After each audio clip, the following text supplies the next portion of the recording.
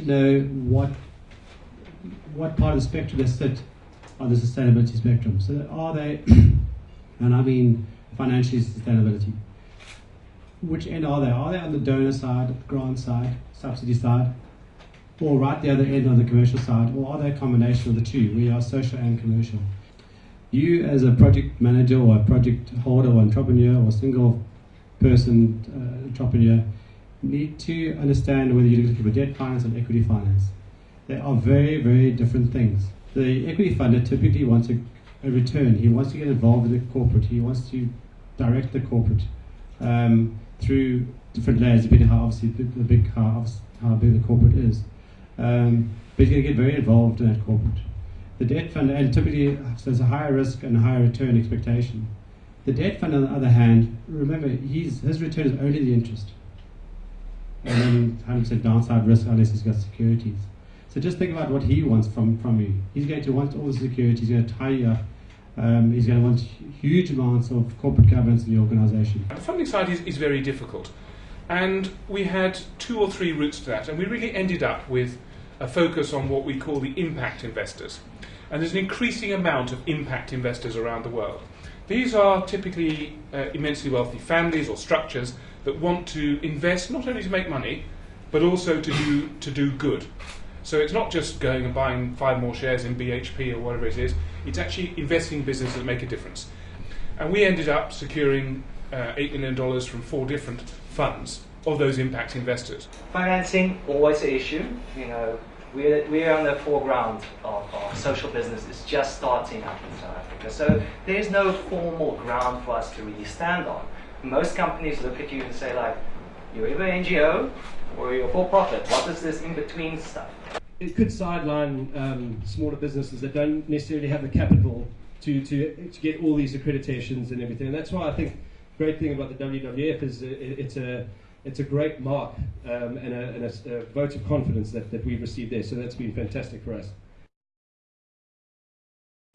It's much better for everybody, you know, for government and for the consumers and for the manufacturers. If there are no subsidies, if it's just an open market, but then we mustn't subsidize anything, right? We mustn't subsidize the coal guys and we mustn't subsidize the nuclear guys. Then we don't have to subsidize the renewable guys either, right? So just make it open and then just let everybody play and let the market take over. One of these challenges is to achieve a qualitative change in the strategy and investment decisions of major companies in order to reflect 2 growing commercial realities. First of all, the long-term strategies predicated on continuing to produce carbon-intensive products and failure to mitigate carbon-intensive production processes will increasingly come under strain due to a range of factors ranging from high electricity prices to possible border adjustment taxes in global trade, as well as increasing consumer demand for greener products. So there's clearly a need for corporates to grasp the opportunities afforded by increasing demand for greener products and production techniques. But this requires longer-term vision and investment horizons from both the management of these companies and, most importantly, from their shareholders. What's happening in funding on the world stage at the moment, I mean, I think you all know it.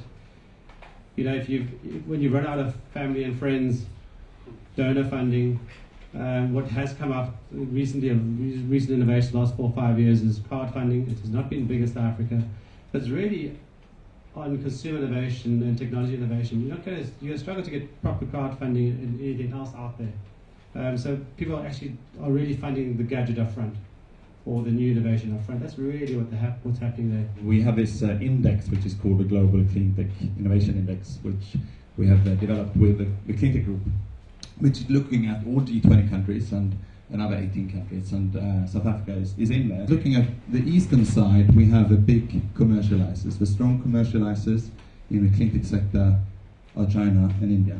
So they're very, very good at commercializing cleantech. What we're seeing the last couple of years, because the decline in the US and in Northern Europe in the venture capital, we're seeing a big surge of Chinese venture capital into European and American clean tech.